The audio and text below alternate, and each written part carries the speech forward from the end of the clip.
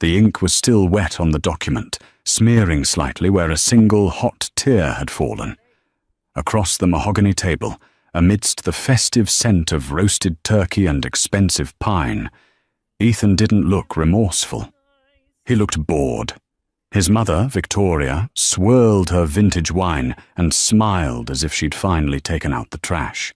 They thought they were discarding a burden, a broke, quiet girl who didn't fit their prestigious world. They had no idea that the signature Clara just placed on that paper wasn't a surrender. It was the trigger for the most brutal financial collapse their family would ever see. Because the woman they just kicked out into the snow wasn't a nobody. She was the only daughter of the man who owned their debt. The grandfather clock in the hallway of the Sterling Manor chimed 7 times, the sound echoing hollowly against the marble floors.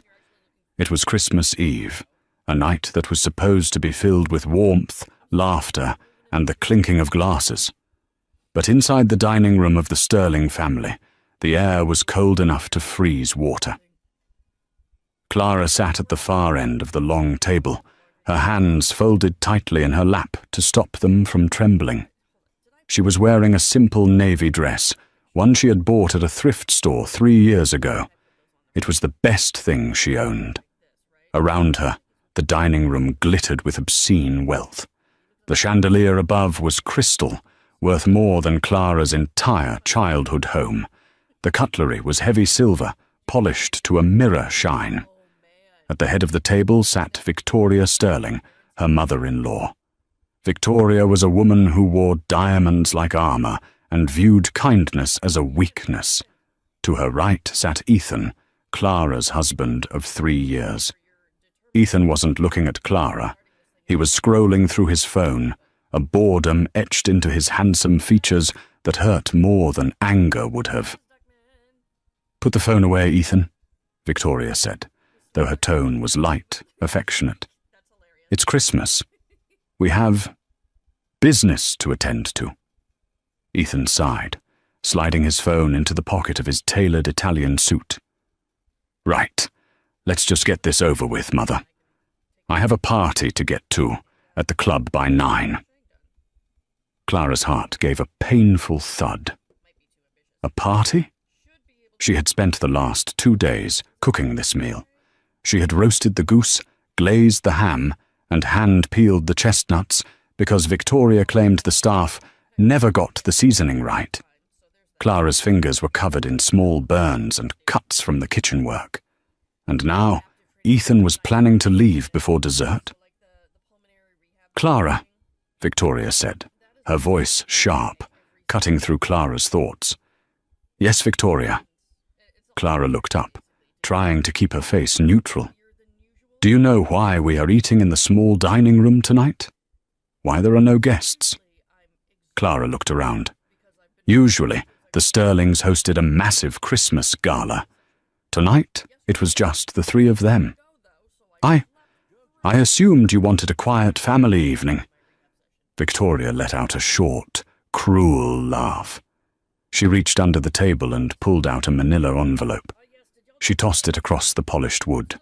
It slid aggressively, stopping just inches from Clara's water glass.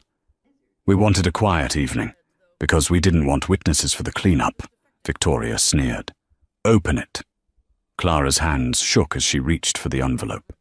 She knew what this was. Deep down, she had known for months. The late nights Ethan spent at the office. The smell of perfume on his collar that wasn't hers, something expensive, like Chanel No. 5, while Clara wore vanilla oil. The way they stopped inviting her to company events because she didn't have the look. She pulled out the papers. "Petition for dissolution of marriage." The words seemed to swim before her eyes. "Ethan?" Clara whispered, looking at her husband. "On Christmas Eve?" Ethan finally looked at her. His eyes were cold, devoid of the love he had promised her 3 years ago, when she was just a struggling art student, and he was the rebellious son trying to prove he didn't care about money. That phase had ended quickly once his father died, and he inherited the CEO position of Sterling Dynamics. "It's the best time, Clara," Ethan said, his voice flat. "New year, new start. Ideally, without you." "I cooked your dinner," Clara said, her voice breaking. "I ironed your shirt for this morning. I've supported you when the board tried to vote you out last year. I stayed up with you every night when you were crying, because you couldn't handle the pressure." "Stop being dramatic," Victoria snapped. "You were a placeholder, dear. Ethan needed a little charity case to make himself look grounded to the board of directors. A humble wife makes a CEO look stable. But now, Sterling Dynamics is about to close the biggest merger in tech history with the Thorn Group. Ethan needs a wife who fits the part. Someone with pedigree, not whatever you are." Victoria waved a hand at Clara as if she were a bad smell. "You're an orphan, Clara. No connections, no money, no family name. You are an anchor dragging my son down." Clara looked down at the papers. "You're divorcing me because I'm poor?" "We're divorcing you because you are irrelevant," Ethan corrected, taking a sip of his wine. "And honestly, it's embarrassing. I walk into galas and people ask who you are. You don't know how to talk to investors. You don't know how to ski in Aspen. You're boring, Clara." He reached into his jacket pocket and pulled out a pen, a Mont Blanc fountain pen Clara had saved for 6 months to buy him for their first anniversary. He tossed it onto the papers. "Sign it," Ethan commanded. "The settlement is generous. We're giving you $10,000. That should last someone like you a year or two." $10,000. Ethan spent that on a single bottle of scotch. Clara felt a tear escape, hot and humiliating, rolling down her cheek. She wiped it away furiously. She looked at the man she loved, the man she thought was her family. He wasn't seeing her. He was seeing a liability on a spreadsheet. "And if I don't sign?" Clara asked quietly. Victoria leaned forward, her eyes narrowing into slits. "Then we destroy you. We have lawyers who will drag this out until you are living in a cardboard box. We will sue you for emotional distress. We will invent stories about your infidelity. We will make sure you never get a job in this city again. Sign the papers, take the check, and get out of my house." Clara looked at the pen. She looked at the document. Inside her chest, something fractured. But it wasn't her heart breaking. It was her patience snapping. For 3 years, she had played the role they wanted. The quiet, grateful mouse. She had hidden her past, her true identity, because she wanted to be loved for herself, not for what her last name could buy. She wanted to know if Ethan loved Clara, the girl, or Clara, the heiress. Now she had her answer. She picked up the pen. The weight of it felt familiar. "You're right, Victoria," Clara said, her voice suddenly steady. The trembling in her hands stopped. She lifted her chin, looking directly into the older woman's eyes. "I don't fit in here." "Glad you finally have some self-awareness," Victoria scoffed. Clara uncapped the pen. "And $10,000 is an interesting number." "It's more than you deserve," Ethan muttered. Clara signed her name. Clara V. She didn't write Sterling. She signed with her initial. She pushed the papers back across the table. "There," Clara said, standing up. She didn't touch the food she had spent all day preparing. "You have your divorce. Consider it my Christmas gift. I hope the merger with the Thorn Group goes exactly as you deserve." Ethan snatched the papers, checking the signature. He didn't notice the missing last name. He just saw the ink and smirked. Finally, "Get your things," Victoria said, waving a hand toward the door. "The driver will drop you at the bus station. We aren't paying for an Uber." "That won't be necessary," Clara said. She reached for her purse, a worn leather bag that sat on the floor. "I have a ride coming." "A ride?" Ethan laughed. "Who? The pizza delivery guy?" Clara didn't answer. She walked to the heavy oak doors of the dining room. Before she left, she turned back one last time. The scene was picturesque. The rich mother and son, safe in their castle, victorious in their cruelty. "Merry Christmas, Ethan," she said softly. "Enjoy the silence." She walked out into the cold hallway, the heavy door clicking shut behind her. As soon as she was out of sight, Clara's posture changed. The slump in her shoulders vanished. She pulled her phone from her pocket, a cheap burner phone she used around them, and dropped it into the trash can by the door. From the inner pocket of her coat, she pulled out a different phone. Sleek, black, satellite encrypted. She dialed a single number. It rang once. "Miss Thorne," a deep voice answered instantly. "It's done, Marcus," Clara said, her voice ice-cold, shedding the meek persona she had worn for 3 years like a heavy coat. "They signed. I'm waiting outside." "Understood, ma'am. We are 30 seconds away. And your father?" "Tell Daddy I'm coming home," Clara said, pushing open the front doors of the manor. "And tell him to freeze the assets, all of them." Outside, the snow was falling heavily, blanketing the long driveway of the Sterling estate. But the silence of the night was about to be broken. Coming up the driveway wasn't a taxi. It wasn't a bus. Piercing through the snowstorm were the blinding LED headlights of a convoy. 3 blacked-out Cadillac Escalades, followed by a Rolls-Royce Phantom with diplomatic flags on the fenders. Clara stood on the steps, the wind whipping her hair, watching the vehicles that belonged to her real-life approach. Inside the dining room, Ethan poured champagne. "To the merger," he toasted, clinking glasses with his mother. And to the Thorne family money. They had no idea that the Thorne family money had just walked out their front door. Inside the dining room, the silence that followed Clara's departure was thick. Victoria took a sip of her wine, her eyes fixed on the window, where the snow swirled violently against the glass. "Finally," she breathed out, setting the crystal glass down on the coaster. "I thought she would cry more. It's almost insulting how quietly she left." Ethan stood up, walking over to the window to look out at the driveway. He loosened his tie, feeling a strange mixture of relief and irritation. He had expected begging. He had prepared speeches to counter her pleas for money. But she had just walked out. Suddenly, beams of light cut through the darkness of the front lawn. Ethan squinted. "Mother," Ethan said, frowning. "Is the legal team supposed to come tonight? I thought the due diligence meeting for the merger was scheduled for the 26th. Victoria frowned and walked to the window. "No one is coming tonight." "Why?" "Look." They watched as the convoy of 3 black Cadillac Escalades and the massive Rolls-Royce Phantom pulled up to the front portico. The vehicles were imposing, taking up the entire circular driveway. They screamed power. They screamed authority. "My God!" Victoria gasped, her hand flying to her pearl necklace.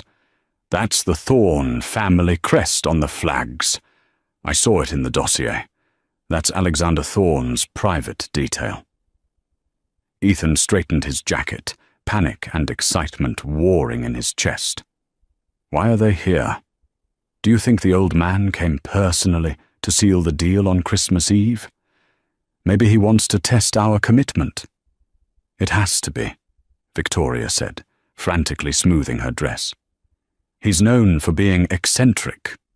Quick, Ethan, the door. Don't let him wait. If Alexander Thorne is here, we need to impress him immediately. Forget about Clara.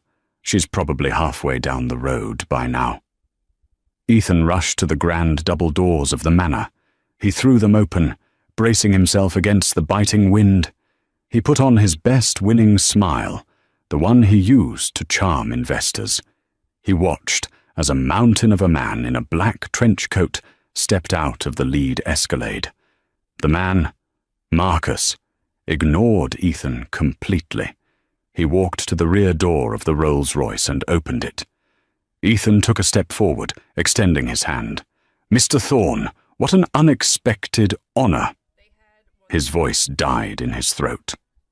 Mr. Thorne didn't step out. Instead, a figure walked toward the car from the shadows of the manor's pillars. It was Clara. Ethan blinked, confused. "Clara! What are you doing? Get away from that car. That is Mr. Thorne's vehicle, you embarrassing—" Clara didn't even look at him. She paused at the open door of the Rolls-Royce. The interior light glowed warm and gold, revealing plush leather seats and a waiting glass of champagne. Marcus, the giant bodyguard, bowed his head slightly. "Welcome home, Miss Thorne. Your father is on the line." Clara handed her old coat to Marcus, as if he were a coat check attendant.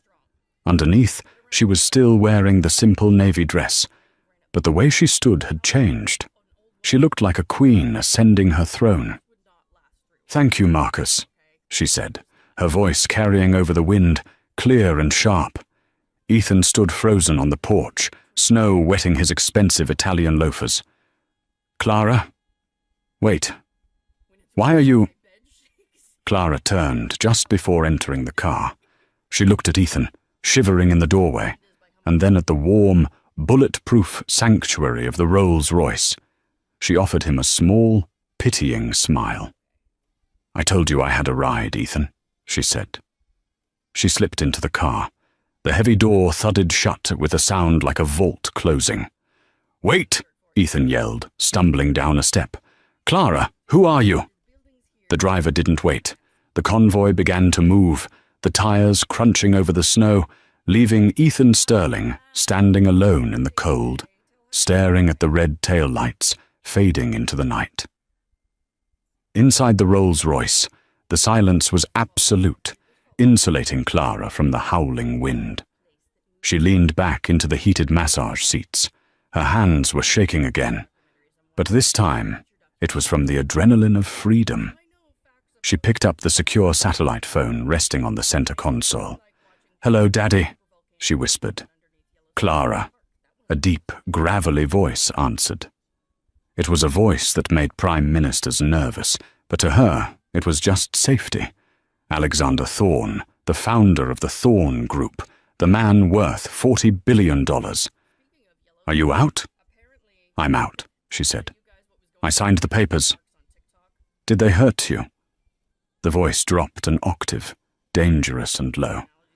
"Not physically," Clara said, looking out the window as the trees of the Sterling estate blurred past. "But they broke everything else, Dad. They humiliated me. They threw me away like garbage because they thought I was poor." "They made a fatal error," Alexander said. "I assume the Christmas merger is off?" Clara hardened her heart. She thought of Victoria's sneer. She thought of the $10,000 settlement check. She thought of the 3 years she spent cooking, cleaning, and trying to be enough, only to be traded in for a business deal. "No, Dad," Clara said, her eyes flashing. "Don't cancel the meeting. Let the merger proceed." "Excuse me?" Alexander sounded surprised. "I want to be there," Clara said. "The acquisition of Sterling Dynamics is scheduled for tomorrow morning, right? The final signing?" "Yes, December 26th, 9:06 a.m. "Good," Clara said. "I'll see them there. But Dad, I don't want to buy their company anymore." "What do you want to do then, Princess?" Clara watched the gates of the Sterling estate open for her convoy. "I want to bankrupt it. I want to buy their debt, call in their loans, and take everything they own. I want Ethan to know exactly who he divorced." Alexander Thorne let out a low chuckle. "That's my girl. The jet is waiting at the private airfield. We'll be in Manhattan by midnight.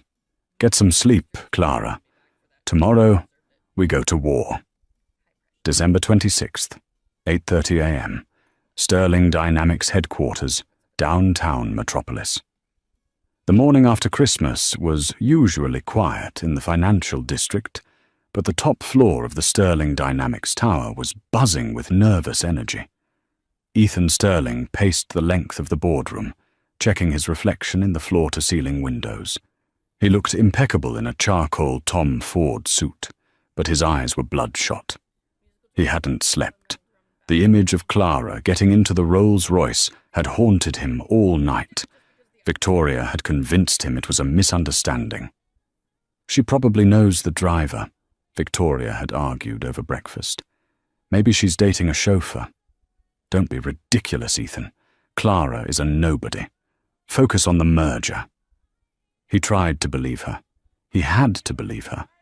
Because if he didn't, the reality was too terrifying to contemplate. "Sit down, Ethan," Victoria hissed from the head of the table. She looked regal in emerald green silk. "You're making the board members nervous."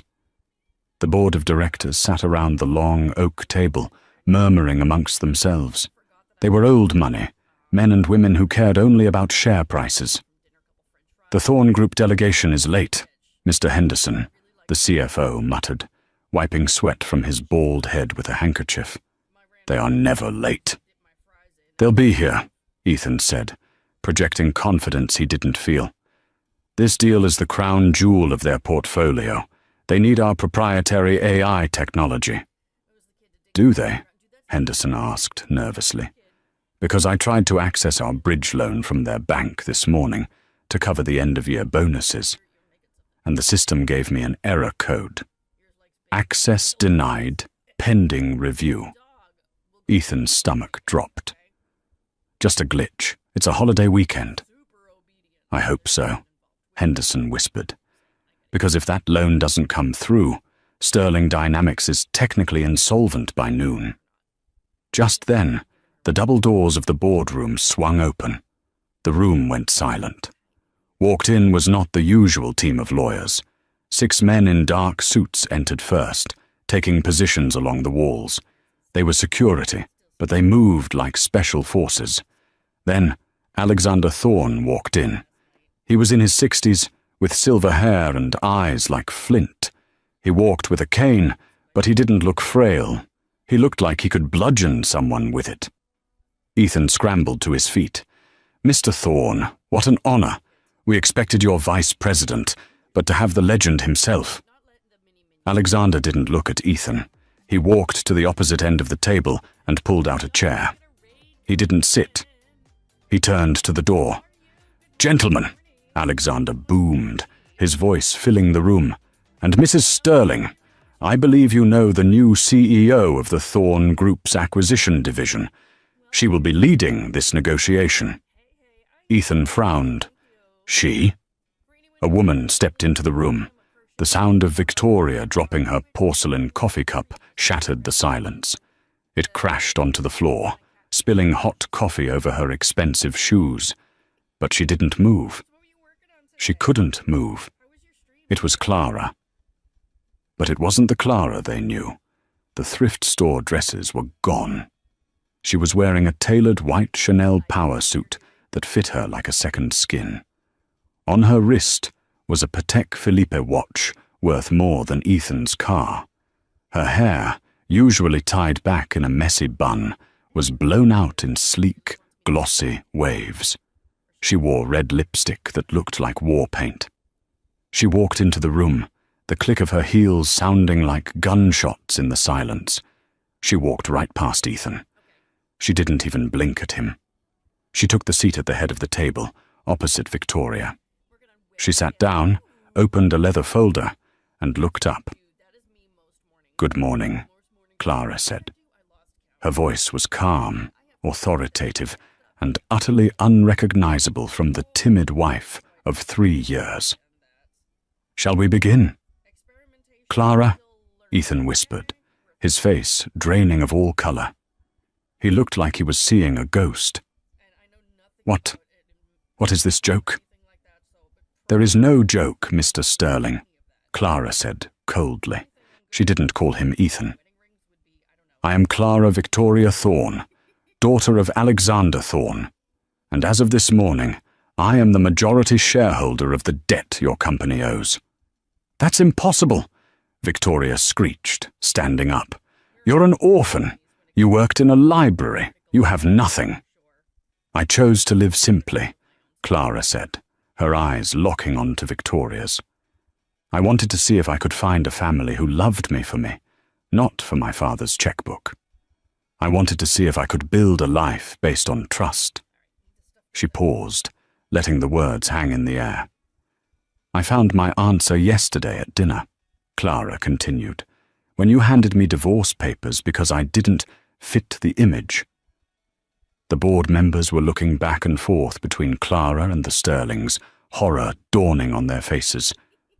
"Mr. Thorne," one of the board members stammered, You knew about this?" Alexander Thorne smiled, a shark-like grin. "My daughter wanted a humble life. I indulged her. But when someone hurts my daughter, I stop being indulgent." Ethan fell back into his chair. "Clara, please, let's talk about this. In private. We're married. We can fix this." "Actually," Clara said, pulling a document from her folder, "we aren't." She slid the paper down the table. It was the divorce petition he had forced her to sign the night before. "You were in such a rush, Ethan," Clara said softly. "You wanted it effective immediately. My lawyers filed it at 8 a.m. this morning. The judge granted an expedited decree due to irreconcilable differences and the waiver of the cooling-off period, which you insisted on." She tapped the paper. "You are a single man, Ethan, which is fortunate because you're about to be a very poor one." "What do you mean?" Henderson, the CFO, squeaked. Clara opened a second file. "Sterling Dynamics has been leveraging its assets based on the projected merger with Thorne Group. You've borrowed heavily against your future stock price. You used the company pension fund to cover the operational costs of your private jets. And you, Ethan, used company funds to buy a penthouse in Miami last week. Is that correct?" Ethan couldn't speak. He was sweating profusely. "That is embezzlement," Clara stated. "We can explain," Victoria shouted. "It was an advance." "It doesn't matter," Clara said, closing the folder, "because the Thorne Group is withdrawing its offer to merge." Chaos erupted. "You can't do that," a board member yelled. "Our stock will tank." "It already has," Clara said, glancing at her watch. "I released a press statement 5 minutes ago announcing that the deal is dead due to financial irregularities discovered during due diligence. Your stock has dropped 40% in the last 4 minutes." She leaned forward, her voice dropping to a whisper that carried more weight than a scream. "I'm not here to merge with you, Ethan. I'm here to foreclose on you." She signaled to Marcus. "Get them out of my boardroom. The auditors are waiting downstairs." "You can't do this!" Victoria screamed, her composure finally shattering completely. Her voice cracked, high and shrill, echoing off the glass walls of the conference room. "I am Victoria Sterling. My husband built this building." "And his son lost it," Clara replied, her voice dangerously calm. She didn't stand up. She didn't raise her voice. She simply gestured with a single manicured finger toward the door. "Remove them." 2 security guards, thick-necked and impassive, stepped forward. They weren't the usual building security. These were Thorne Group contractors. They didn't care about the Sterling name. One guard grabbed Ethan by the upper arm. "Don't touch me!" Ethan snarled, trying to jerk his arm away. "I'm the CEO." "Former CEO," Clara corrected, not looking up from her papers. "Currently, you are a trespasser. And since you mentioned the embezzlement of company funds for that Miami penthouse, I believe the police are waiting in the lobby. I'd suggest you go quietly, unless you want handcuffs in front of your employees." Ethan froze. The color drained from his face so fast he looked like a corpse. "Police?" Fraud is a serious crime, Ethan, Clara said, finally looking him in the eye. You used the employee pension fund as your personal piggy bank. Did you think no one would notice? Or did you just think you were too important to be caught? Clara, please, Ethan's voice broke. He stopped fighting the guard. The arrogance was gone, replaced by a pathetic, trembling fear. I did it for us. I wanted to give us a better life. Don't, Clara cut him off, sharp as a knife. You did it for yourself. You did it to buy jewelry for that woman you've been seeing at the Sapphire Club. Don't insult my intelligence by pretending it was for me. Ethan's mouth fell open. You knew? I'm a thorn, Ethan, Clara said, a small, sad smile playing on her lips. We know everything. Now get out. The guards shoved them forward. Ethan stumbled, nearly tripping over his own feet.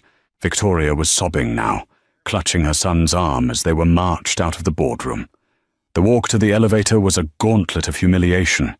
The glass walls of the executive offices meant that every employee, the secretaries Ethan had ignored, the junior analysts he had mocked, the janitors he never made eye contact with, saw them.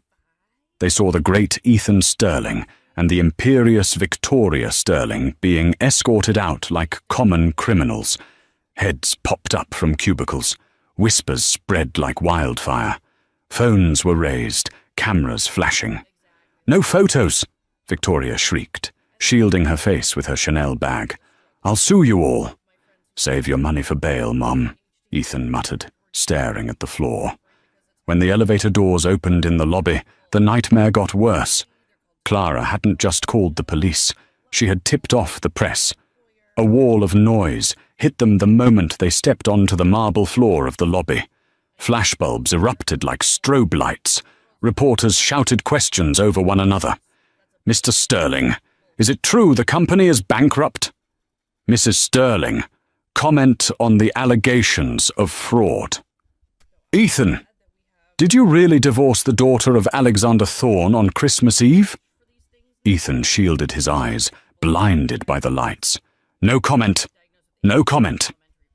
They pushed through the crowd, desperate to get to the curb where their driver, Jenkins, was usually waiting with the company limo. They burst out the revolving doors into the freezing December air. Jenkins! Ethan yelled, looking for the black Mercedes. Jenkins, get the car! But the Mercedes wasn't there. Instead, a tow truck was backing up to Ethan's personal Aston Martin, which was parked in the VIP spot. Jenkins was standing on the sidewalk, holding a box of his personal belongings. He looked at Ethan with a mixture of pity and resignation. Jenkins, open the door, Victoria demanded, rushing toward him. I can't, Mum, Jenkins said, shaking his head. I've been let go, and the cars, the bank ordered them repossessed 10 minutes ago. All company assets are frozen. What? Ethan stared at the tow truck driver, who was hooking chains to the bumper of his beloved sports car. Hey, stop! That's mine! Not anymore, buddy, the driver grunted, not even looking at him. Bank says it belongs to the creditors now. Ethan turned around, panic rising in his throat like bile. He looked up at the skyscraper he used to rule. Standing in the window of the top floor, looking down like a god from Olympus, was a silhouette. Clara. She was watching them. Victoria began to hyperventilate. Ethan, how are we going to get home? My cards. My cards are in the office, safe. Ethan reached for his wallet. He pulled out his black Amex. He turned to a nearby taxi that had stopped to watch the commotion. I'll give you $500 to drive us to Sterling Manor, Ethan told the driver. The taxi driver looked at the card, then at his phone where the news was already breaking. Sterling dynasty crumbles. Fraud exposed. Sorry, pal, the driver sneered. Machine's broken. He drove off. Ethan stood on the curb, the snow soaking into his suit, his mother sobbing into his shoulder, while the cameras continued to flash. It took them 3 hours to get back to the Sterling Manor. They had to take a public bus, a humiliation that made Victoria retch, and then walk the last mile up the long, snowy driveway because the bus didn't go into the wealthy estates. By the time they reached the front door, Victoria's heels were broken and Ethan's hands were numb. "We'll fix this," Ethan muttered, his teeth chattering as he fumbled for his house keys. "I'll call Isabella. Her father is a senator.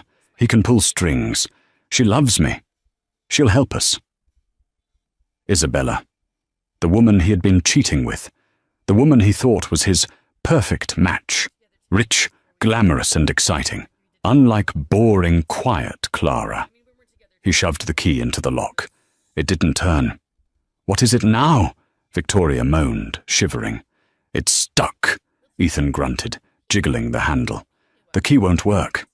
"That's because the locks have been changed," a voice said from the other side of the door. The heavy oak door swung open. Standing there wasn't the housekeeper. It was a woman in a red silk robe, holding a glass of wine. Ethan's eyes widened. "Isabella!" For a second, relief washed over him. "Isabella! Thank God! Did you hear? It's been a nightmare. Let me in, it's freezing." He moved to step inside, but Isabella didn't move. She leaned against the doorframe, a cruel smirk on her lips. "I don't think so, Ethan," she said lazily. "What?" Ethan stopped. "Babe, what are you doing here? How did you get in?" "I have the keys," Isabella said, dangling a new set of brass keys from her finger. "The new owner gave them to me." "New owner?" Victoria gasped. "This is our house." "Was," Isabella corrected. "Technically, the house belonged to the company, and since the company defaulted on its debt this morning, the primary creditor seized the assets, including this property." She took a sip of wine. "And the primary creditor, Miss Thorne, is very generous. She knew I was looking for a place to stay." Ethan felt like he had been punched in the gut. You know Clara?" Isabella laughed. It was a cold, harsh sound.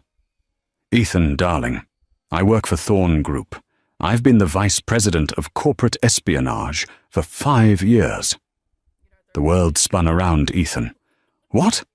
"You were a target," Isabella said, her voice dropping the sweet, seductive tone she had used for months.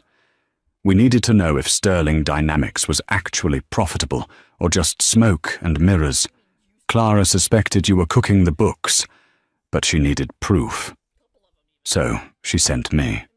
She looked him up and down with pure disgust. "God, it was easy. You were so desperate to feel like a big man.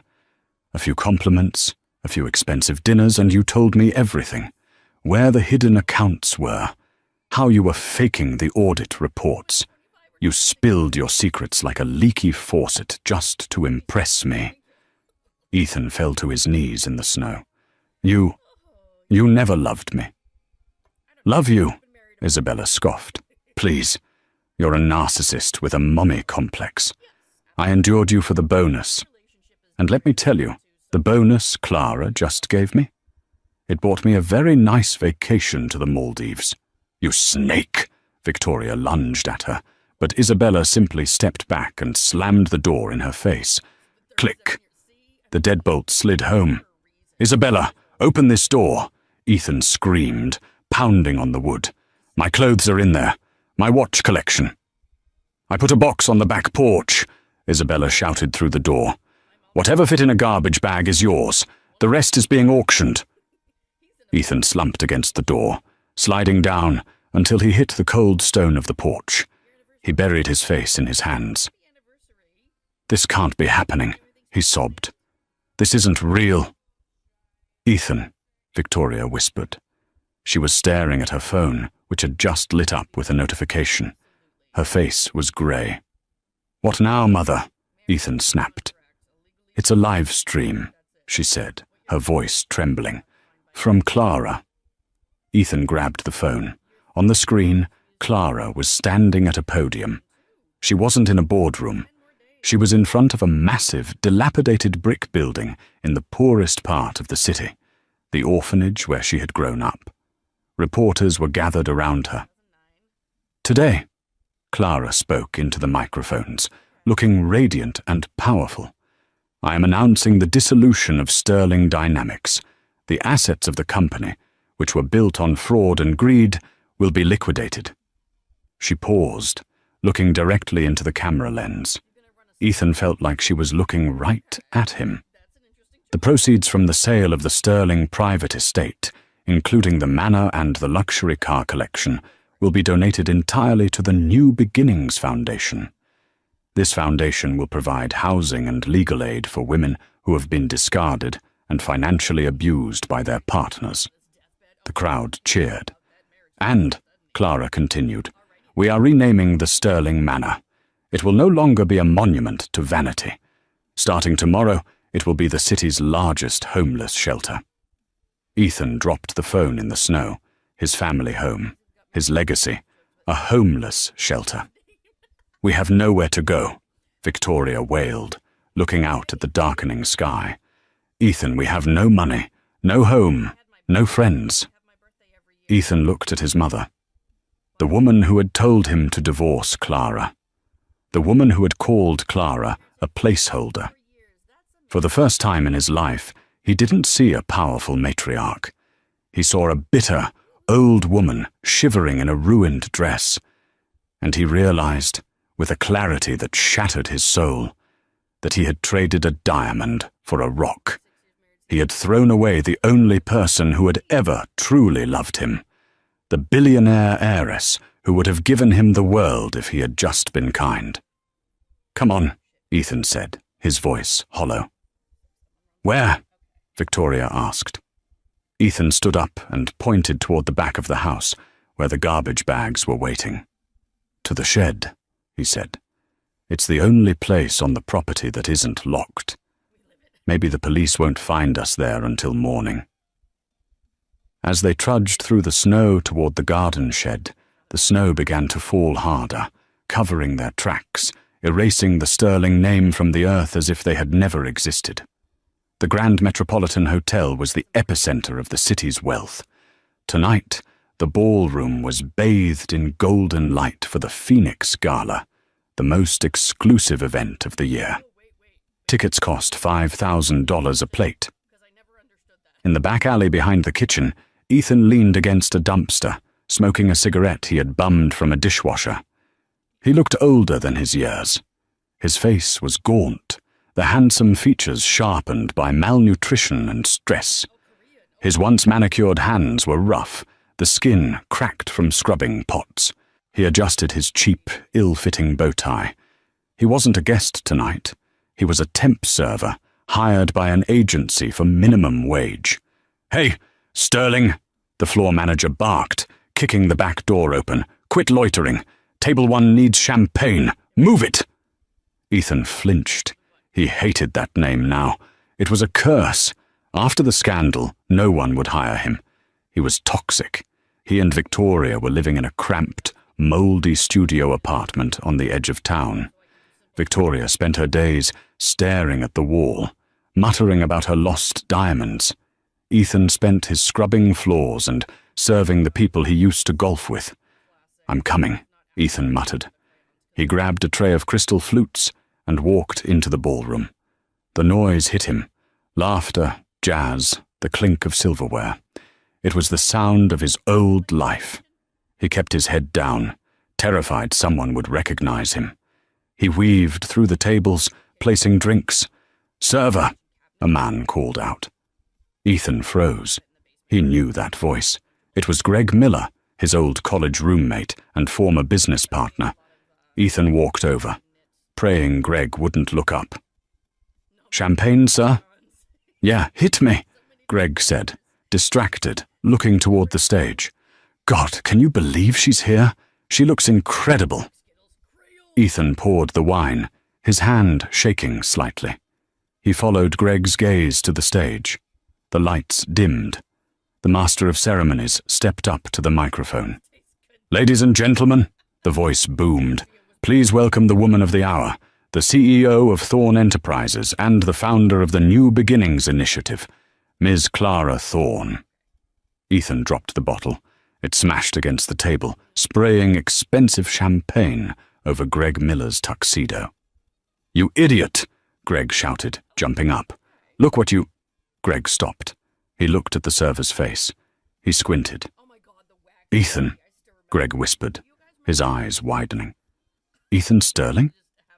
Is that you?" The table went silent. People turned to stare. The disgraced CEO, the fraudster, standing there in a stained waiter's uniform.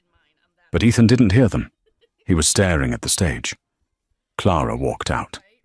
She was breathtaking. She wore a gown of midnight blue velvet that shimmered like the night sky. Diamonds, real, heavy Thorne diamonds, glittered at her throat. She looked powerful, serene, and utterly untouchable. She took the microphone, her eyes scanning the crowd. For a heartbeat, her gaze seemed to land on the commotion at table 1, on Ethan. She didn't flinch. She didn't look angry. She didn't look sad. She looked through him as if he were part of the furniture, as if he were a ghost. "Thank you," Clara said, her voice smooth and confident. "6 months ago, I was told I didn't fit into this world. I was told I had no value." The crowd murmured. They knew the story. "But value isn't determined by a last name," Clara continued. "It is determined by integrity. Tonight, we raised $20 million for those who have been left behind." Ethan felt tears pricking his eyes. He wanted to scream. He wanted to run to the stage and beg her forgiveness. He wanted to tell her he missed her cooking, her laugh, her warmth. "Get him out of here," the floor manager hissed, grabbing Ethan by the collar. "You're fired, Sterling." "Wait," a voice commanded. Clara had stepped down from the stage. She was walking through the crowd. The sea of wealthy elites parted for her like the Red Sea. She walked straight to table 1. The floor manager froze. "Miss Thorne, I'm so sorry. This incompetent—" Clara held up a hand. Silence fell. She stood 2 feet from Ethan. She smelled of vanilla and power. Ethan fell to his knees. He couldn't help it. The shame was too heavy. "Clara," he choked out. "Clara, I'm sorry. I'm so sorry. Look at me. I have nothing. Please, I still love you." The crowd watched, breathless. This was the drama they craved. The fallen prince begging the queen. Clara looked down at him. Her expression was unreadable. She reached into her clutch. Ethan's heart leaped. Was she going to give him money? A phone number? A second chance? She pulled out a single coin, a quarter. She placed it on his tray amidst the broken glass. "For the service?" Clara said softly. "Clara," Ethan whispered. "You said $10,000 should last me a year," Clara said, her voice loud enough for the table to hear. "I think 25 cents is accurate for the value you brought to my life." She turned around. "Marcus, let's go." "Yes, ma'am," the giant bodyguard said, appearing at her side. Clara walked away, her head high, leaving Ethan kneeling in spilled champagne, clutching a quarter, while the entire room erupted in whispers. The city was preparing to celebrate. Fireworks were being loaded onto barges in the harbor, and champagne corks were popping in penthouses across the skyline. But down on 4th Street, under the flickering amber light of a broken street lamp, there was no celebration. The wind howled through the cracked pavement, carrying with it the biting chill of a blizzard that refused to break. Ethan Sterling sat on the edge of a frozen curb, his expensive Italian suit now stained with mud and stiff with grime. Beside him sat 2 black garbage bags, the sum total of the Sterling legacy. Victoria sat on one of the bags, rocking back and forth. Her hair, once a perfectly coiffed helmet of blonde ambition, hung in greasy, graying strands around her face. She was muttering to herself, listing the names of people who weren't answering her calls. The senator. "He'll call back," she whispered, her teeth chattering. And the Davises. We summered with them in the Hamptons. They won't let us freeze. Ethan didn't have the heart to tell her that the Davises had blocked their numbers 3 days ago. He stared at his hands. They were raw, the knuckles split from the cold. Just a week ago, he had been serving champagne at the gala, hoping for a tip. Now, he was hoping the homeless shelter, the one Clara had built in his childhood home, had a spare cot. A black sedan slowed down as it passed them. For a second, Ethan's heart leapt. Is it help? Is it a friend? The window rolled down. It was a man Ethan recognized, a junior analyst he had fired 2 years ago for wearing cheap shoes. The man looked at Ethan, then at the garbage bags. He didn't smile. He didn't offer a ride.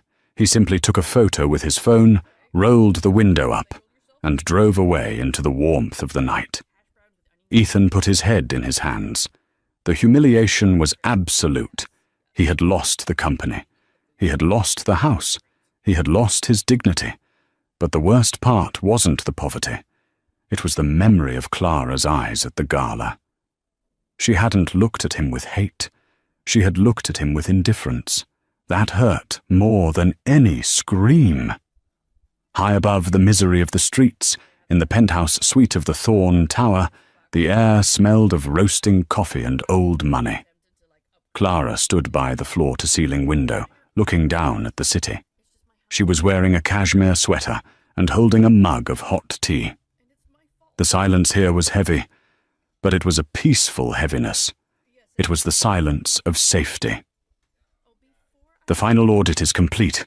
A deep voice rumbled from behind her. Clara turned. Her father, Alexander Thorn, was sitting at his mahogany desk. The fireplace roared beside him, casting dancing shadows on the walls, lined with first edition books. He looked tired but satisfied. "Is it done?" Clara asked quietly. "Completely," Alexander said, removing his reading glasses. "The Sterling Dynamics acquisition has been finalized. We liquidated the toxic assets and retained the proprietary tech. The profit margin is already projecting at 15% for Q1. "And the staff?" Clara asked. She didn't care about the profit. "Retained," Alexander assured her.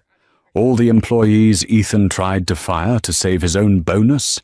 We gave them raises. The pension fund he raided has been replenished from his personal asset seizure." "You saved them, Clara." Clara nodded, a knot of tension releasing in her chest. "Good. Then it's over. I can finally close this chapter." "Not quite," Alexander said. He opened a drawer in his desk and pulled out a heavy, leather-bound portfolio. It looked ancient, the leather cracked with age. "There is one last document you need to see. I didn't show you this before because, well, I wanted to see if Ethan had even a shred of decency in him." Clara frowned, walking over to the desk. "What is it?" "Your grandmother's final will and testament," Alexander said, sliding the portfolio across the polished wood. "Specifically, the matrimonial trust clause." Clara opened the folder. The paper inside was yellowed parchment, covered in elegant looping calligraphy. She scanned the legal jargon until her father's finger landed on a paragraph near the bottom. Clause 4B. The fidelity provision. "Read it," Alexander urged softly. Clara read aloud, her voice trembling slightly. "Upon the marriage of any female heir to the Thorn fortune, a sealed trust fund containing the sum of $500 million shall be held in escrow. This trust is to remain secret and inaccessible for a probationary period of exactly 3 years. Clara paused. 3 years? We were married for 3 years. Keep reading, Alexander said, a dark amusement in his eyes. If the marriage remains intact, and the spouse proves faithful and supportive upon the commencement of the 4th year, defined as 12:01 a.m., on December 25th, following the 3rd anniversary, The spouse shall be granted full co-signatory rights to 50% of the principal amount, as a reward for valuing the heir over the fortune. Clara stopped breathing for a moment. She looked up at her father, her eyes wide with shock. "Dad." "The timeline." "Do the math, Clara," Alexander said, leaning back in his leather chair. "You celebrated your 3rd anniversary on November 20th. The probationary period ended at 1 minute past midnight on Christmas Day." Clara's mind raced back to that night. The dinner, the cold goose, the way Ethan had tossed the pen at her. "He forced me to sign the divorce papers at 7 p.m. on Christmas Eve," Clara whispered. 5 hours, Alexander said, holding up 5 fingers. "He missed it by 5 hours. If he had just been kind, if he had just sat through that dinner, treated you like a human being, and waited until the sun came up to be a greedy monster, he would have woken up on Christmas morning with legal access to $250 million. Clara stared at the document. The irony was so sharp it almost cut her. Ethan had destroyed his marriage, his company, and his life chasing money. He had married her thinking she was poor, divorced her because she was holding him back, all while sitting unaware on a lottery ticket worth $500 million. "He never loved me," Clara said, her voice steadying. "Even if he had waited, he wouldn't have passed the faithful requirement. He was cheating with Isabella." "True," Alexander nodded. But he didn't know we knew that. In his mind, he was 5 hours away from the greatest payday of his life, and he threw it away because he couldn't stand the sight of you in a thrift store dress. Alexander stood up and tossed the document into the roaring fireplace. "Greed makes men blind, Clara." He was so busy looking for gold in the distance that he didn't realize he was holding a diamond in his hand. They watched the paper curl and blacken in the flames. The fidelity provision turned to ash, just like the sterling name. Clara walked back to the window. Down below, the clock on the City Hall tower began to strike midnight. The first fireworks of the new year exploded in the sky, red, gold, and silver showers of light illuminating the darkness. "What happens to them now?" Clara asked, watching the celebration. "I bought the building they were renting," Alexander said casually. "The one with the mold. We're tearing it down next week to build a park for the orphanage. The eviction notice was served at 5 p.m. today." Clara looked down at the dark, cold streets. She pictured Ethan and Victoria down there, watching the same fireworks, freezing, hungry, and alone. She reached into her pocket and pulled out the Mont Blanc pen, the one Ethan had thrown at her to sign the divorce papers. She had kept it. "Do you want me to send a car for them?" Alexander asked, testing her. "It's 10 degrees below zero." Clara looked at the pen. She remembered the insults. She remembered Victoria calling her a placeholder. She remembered Ethan laughing when she said she had a ride. She turned to her father and dropped the pen into the trash can by the door. "No," Clara said. "They wanted a life without me. I'm simply giving them exactly what they asked for." She turned back to the window, the fireworks reflecting in her eyes like war paint. "Happy New Year, Dad." "Happy New Year, CEO Thorne." Down on the street, as the city cheered and the bells rang out, Ethan Sterling wrapped his arms around himself, shivering violently. He looked up at the penthouse far above, where the golden light spilled out into the night. He didn't know about the trust fund. He didn't know about the 5 hours. But as he sat in the dirt, he felt the crushing weight of a universe that had balanced its scales. He had signed his name on the paper, but Clara had written the ending.